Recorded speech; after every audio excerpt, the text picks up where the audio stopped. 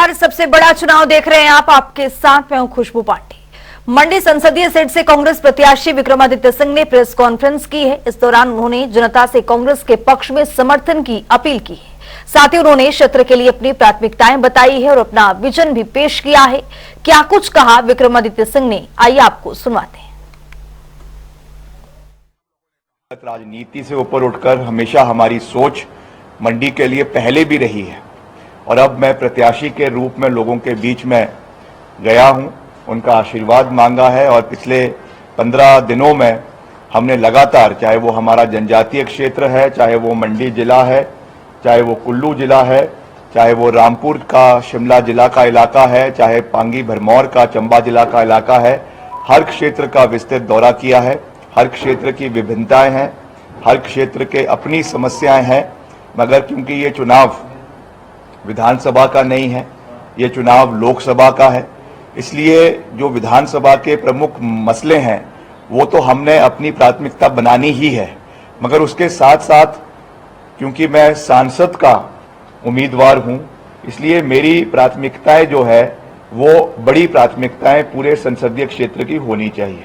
उसमें मैंने कई बार अपने विजन को साफ किया। प्रधानमंत्री जी आ रहे हैं, हम उनका स्वागत करते हैं, वो हमारे भी प्रधानमंत्री हैं, मगर मैं ये कहना चाहूँगा, विनम्रता पूर्वक कहना चाहूँगा कि मंडी की जनता अब इस भाषण से तंग आ चुकी है कि मुझे सेपू बड़ी पसंद है, मुझे काली दाल पसंद है, मुझे मंडी का झोल पसंद है।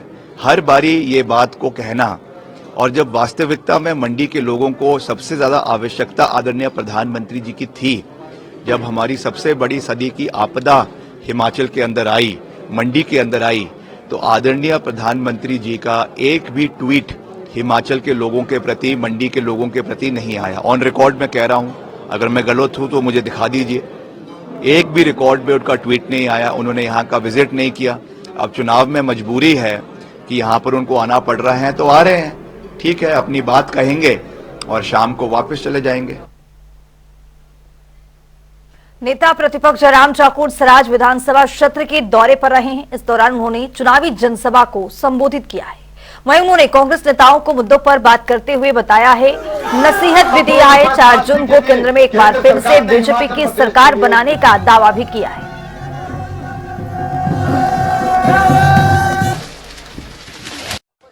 और दूसरी बात मैं ये कहूंगा, अगर वो बड़ी बातें कह रहे हैं, बहुत बातें कह रहे हैं, खान पान की बातें कह रहे हैं, तो बात तो फिर सोनिया गांधी तक भी पहुंचेगी। इस बात पर भी उनको ख्याल रखना चाहिए। सोनिया गांधी कहां से, जिसको आपने नेता बना दिया, अब तो प्रधानमंत्री बनाने के लिए वर्षों तक लगे रहे। उनका इतिहास क्या है, मैं व्यक्तिगत रूप से आज तक कभी नहीं बोला, लेकिन कभी स्थिति आती है तो ऐसा बोलना भी पड़ता है। हमें नहीं मालूम क्या, हम इन सारी चीजों में व्यक्तिगत रूप से कभी नहीं जाना चाहते हैं। चुनाव हो तो मुद्दों पर हो, राजनीति हो तो मुद्दों पर हो। मैं हमेशा इस बात का मैं जिक्र कर रहा हूं कि चुनाव के दिनों में हम जब वोट मांगने के लिए जाते हैं, आमतौर पर 2 दलों में, 3 दलों में जिनमें मुकाबला होता, वो बात ये कहते हैं कि हमारी सरकार बनेगी, हमारी सरकार बनेगी। ये मैं पहला चुनाव जिंदगी में देख रहा हूं जब कोई पार्टी भारतीय जनता पार्टी के सिवाय कह नहीं रही कि हमारी सरकार बनेगी। पूरा देश कह उठा है, सरकार बनेगी तो भारतीय जनता पार्टी की बनेगी, प्रधानमंत्री बनेंगे तो नरेंद्र मोदी जी बनेंगे। यह महिला बड़ी संख्या में बैठी है, गारंटी गारंटी गारंटी गारंटी करते करते बोला कि 1500 रुपए मिलेंगे आपको। कई लोग बड़ा शोर डालते थे विधानसभा के चुनाव से पहले। 16 महीने बीत गए, 1 पैसा किसी के खाते में आया नहीं। 16 महीने पहले विधानसभा के चुनाव के दिनों में 1500 रुपए के फार्म तब भरे थे, और लोकसभा का चुनाव अब आया है, अब बोलते हैं कि चलो जी फिर फार्म भरते हैं। वो छोटे सा ब्रेक का है, फौरन होंगे हाजिर। देखते रहिए जनता टीवी।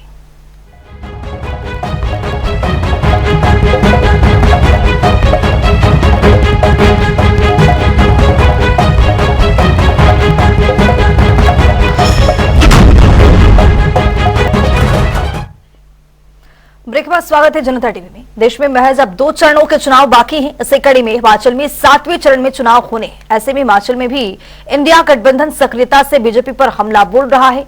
शिमला में इंडिया गठबंधन ने संयुक्त प्रेस वार्ता की है। इस दौरान उन्होंने बीजेपी और एनडीए पर निशाना साधा है। तो वहीं इंडिया गठबंधन के नेताओं ने बीजेपी और एनडीए पर देश में सांप्रदायिक ध्रुवीकरण के और जनता से किए वादों को पूरा न करने का गंभीर आरोप लगाया है। हमारी इंडिया अलायंस की जो निरंतर पूरे प्रदेश में, राष्ट्र में हमारे जितने भी हमारी प्रोग्रेसिव पार्टीज है, प्रगतिशील पार्टियां हैं, जो धर्मनिरपेक्षता और साथ ही साथ लोकतंत्र में विश्वास रखती है, वो एक तरह से जो भारतीय जनता पार्टी का कुशासन 10 वर्ष रहा है उसके लिए लामबंद हो रही कि हिमाचलता ये और बीजेपी ये कॉम्पैटिबल नहीं है। जो नेचुरल फॉर्म है इसकी कॉम्पैटिबिलिटी नहीं है। जब से हिमाचल प्रदेश का गठन हुआ है, जनसंघ और बाद में भारतीय जनता पार्टी स्टेटहुड के समय से इसका दृष्टिकोण यह था कि उसको हिमाचल प्रदेश को ठोक मारना चाहिए। और उस समय से लेकर अभी तक अगर हम इतिहास को ट्रेस करें तो बीजेपी और हिमाचल प्रदेश की कॉम्पैटिबिलिटी नहीं है। और इसीलिए इसको जनता ने इस चुनाव में नकार दिया है। They are going to lose all 4 Lok Sabha seats and the 6 assembly seats in Himachal Pradesh. जो हिमाचल सरकार की कारगुजारी रही है, जो प्रो किसान और बागवान निर्णय हमारी सरकार ने लिए हैं, बड़ी तफसील से इन्होंने आप लोगों के सम्मुख रखे। राकेश जी ने विस्तार से कि क्यों इस गठबंधन की जरूरत पड़ी आप लोगों के सम्मुख जो है रखा है। जैसा इन्होंने कहा कि आज देश में जिस तरह से संविधान को बदलने का प्रयास हो रहा है, देश में लोकतंत्र को खत्म करने का प्रयास हो रहा है, इन नीतियों के खिलाफ, इस भाजपा की सोच के खिलाफ देश में तमाम ऐसे दल जो संविधान की रक्षा करना चाहते हैं, जो देश के धर्म निरपेक्ष स्वरूप को कायम रखना चाहते हैं, तमाम ऐसे दल इंडिया अलायंस के रूप में इकट्ठे हुए हैं। एआईसीसी के वरिष्ठ प्रवक्ता आलोक शर्मा ने बीते कल शिमला में प्रेस कॉन्फ्रेंस की। इस दौरान उन्होंने केंद्र की बीजेपी सरकार पर जमकर जुबानी प्रहार किया है। तो वहीं उन्होंने 4 जून को केंद्र में इंडिया गठबंधन की सरकार बनाने का दावा भी किया है। साथ ही कहा है कि केंद्र में इंडिया गठबंधन की सरकार बनने के बाद बीजेपी में अफरा तफरी मचेगी और बीजेपी के नेता जेल जाएंगे। केवल झूठे वायदे, देश के ऊपर 4 गुना कर्जा, इलेक्टोरल बॉन्ड मिले, वैक्सीन बनाने वाली कंपनियों से आपने चंदा लिया, चंदा लो धंधा दो वाली स्कीमें आप लेकर आए। और सबसे बड़ा दुर्भाग्य तो यह है कि आपने ईडी सीबीआई का दुरुपयोग करके किस तरह से 2014 के बाद से ही सरकारों को गिराने का क्रम जारी रखा। आज हालत यह है कि सुप्रीम कोर्ट को कहना पड़ा कि ईडी के डायरेक्टर की नियुक्ति गैर कानूनी है। इलेक्टोरल बॉन्ड जो हैं वो गैर संवैधानिक हैं, इलीगल हैं, अनकॉन्स्टिट्यूशनल वर्ड यूज किया गया। लेकिन आपकी शायद सरकार की खाल इतनी मोटी है कि आपको ना कोरोना याद रहा, ना आपको इलेक्टोरल बॉन्ड याद रहा। अब आपको ये याद आता है कि कांग्रेस के मैनिफेस्टो में क्या है, कहां पर कौन सी रिजर्वेशन आ जाएगी। दुर्भाग्य है देश का कि देश के प्रधानमंत्री स्वयं तो कायर हैं ही, देश की जनता को भी कायर बताते हैं, डराते हैं। देश की वीर महिलाओं को, वीरांगनाओं को कहते हैं कि कांग्रेस की सरकार आएगी तो आपका मंगल सूत्र कांग्रेस ले जाएगी। मोदी जी 4 तारीख को आदि भाजपा में अफरा तफरी होगी, जेल जाएंगे। जितने इनके काम है ना, कारनामे हैं, जिस पत्थर को उठाएंगे वहीं से भ्रष्टाचार निकलेगा। अपनी चिंता कीजिए मोदी जी, हम देश की चिंता करेंगे। आप निश्चिंत रहिए, आपका हफ्ता 10 दिन और है। मंडी संसदीय सीट से कांग्रेस प्रत्याशी विक्रमादित्य सिंह ने प्रेस कॉन्फ्रेंस की है। इस दौरान उन्होंने कहा है कि मंडी में खोली गई सरदार पटेल यूनिवर्सिटी सिर्फ विचारधारा का अड्डा बनकर रह गई है। यहां पर विचारधारा विशेष के लोगों की ओर से सिर्फ राजनीति की जा रही है।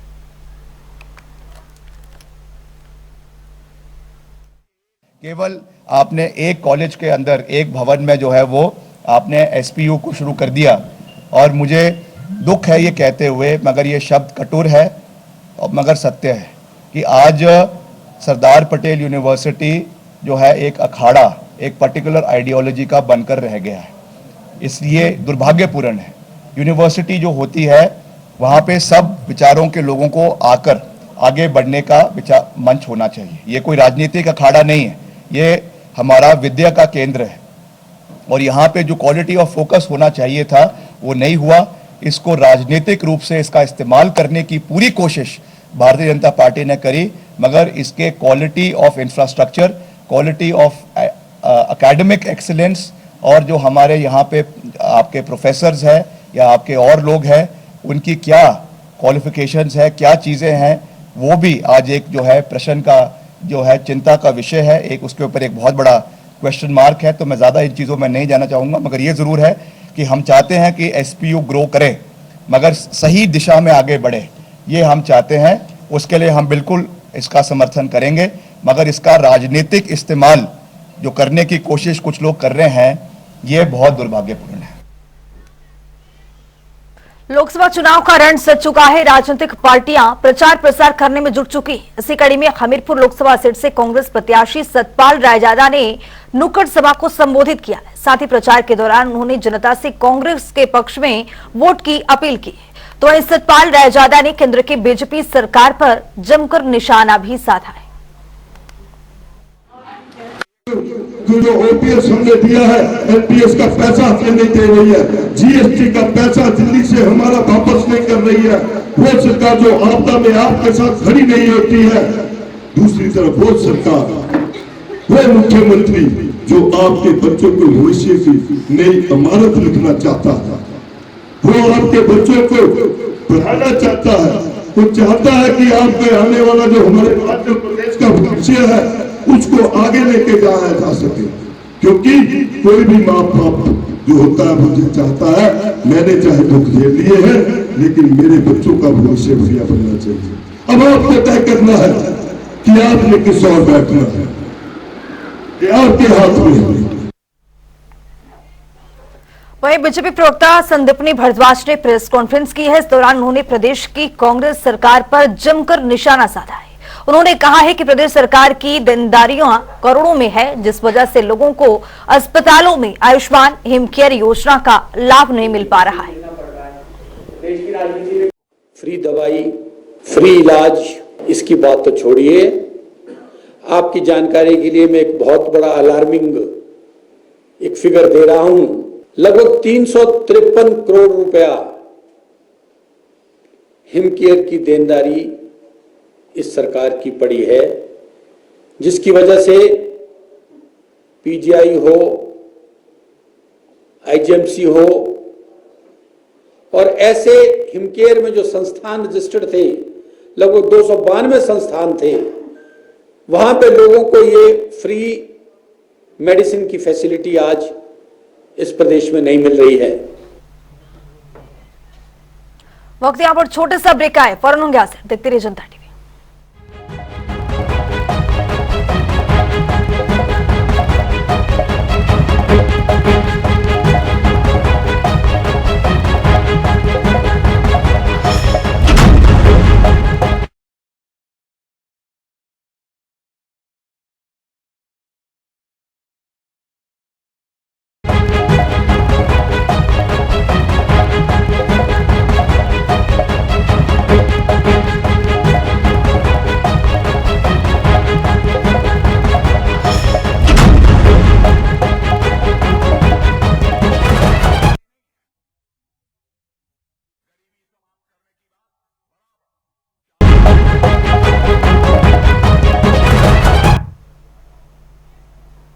ब्रेक के बाद स्वागत है जनता टीवी में। तो चलिए रुक करेंगे खबरों की ओर। बिलासपुर में स्वीप कार्यक्रम का आयोजन किया गया। इस कार्यक्रम के तहत चारों विधानसभा क्षेत्र के लिए लोकतंत्र वाहन को रवाना किया गया। जिला निर्वाचन अधिकारी आबिद हुसैन ने वाहनों को हरी झंडी दिखाकर रवाना किया है। इस अवसर पर उन्होंने बताया है कि इन लोकतंत्र वाहनों के जरिए लोगों को मतदान के प्रति जागरूक किया जाएगा। जैसा कि आपको पता है कि 1 जून को हिमाचल प्रदेश में मतदान हो रहा है हर जगह इंक्लूडिंग बिलासपुर। तो हम काफ़ी एक डेढ़ महीने से स्वीप एक्टिविटीज़ में बहुत सारे कार्य कर चुके हैं ताकि हमारे यहाँ बिलासपुर में जो है ज़्यादा से ज़्यादा लोग मतदान करने आए।